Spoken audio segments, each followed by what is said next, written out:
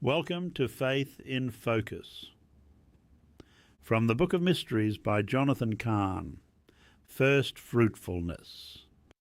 He, teacher, led me into a garden filled with labourers hard at work harvesting the olive trees, and over to a low stone wall where we both sat down. The labourers then approached the teacher with a basket full of olives they had just harvested from the trees. God commanded man to be fruitful, he said. Beyond physical fruit, we were to have brought forth the fruits of love, righteousness, truth, joy, peace, godliness, and much more. But with the fall of man and the beginning of sin, we lost the ability to bear the fruit we were called to bear. He looked down at the basket of olives. On what Hebrew holy day did Messiah rise from death? The day of the first fruit. It had to do with fruit. So the resurrection has to do with the power of fruitfulness, that we might bear the fruits we were created to bear. But it wasn't just about fruit. And this is not just a basket of fruit. This is a basket of first fruit. Messiah rose on the day of the first fruit. So the resurrection not only has to do with fruitfulness, but with first fruitfulness. And so the power it gives us is not only the power of fruitfulness, but the power of first fruitfulness. And what is the power of first fruitfulness, I asked. It's the power to bear the fruits of God in circumstances where those fruits have never been born, and from the ground that has never before been able to bring them forth.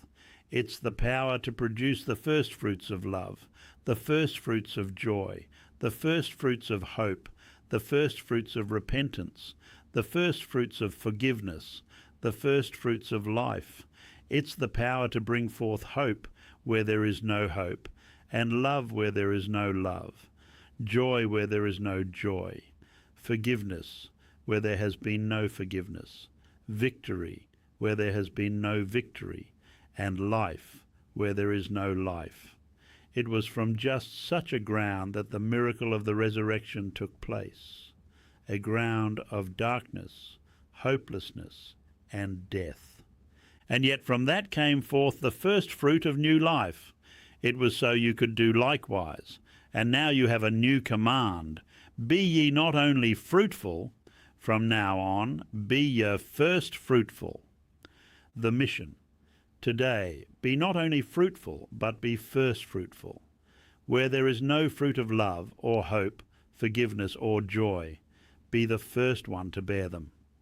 2 Chronicles 31:5.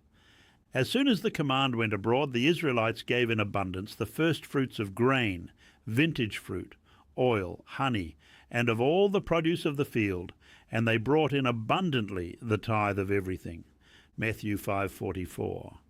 But I tell you, love your enemies, and pray for those who persecute you. 1 Corinthians 15:20. But the fact is that Christ, the Messiah, has been raised from the dead, and he became the first fruits of those who have fallen asleep in death, the power of the Bikurim. Thank you for joining me on Faith in Focus. Remember, these insights are inspired by Jonathan Cahn's The Book of Mysteries. Until next time, may you find strength in the revelation of his love.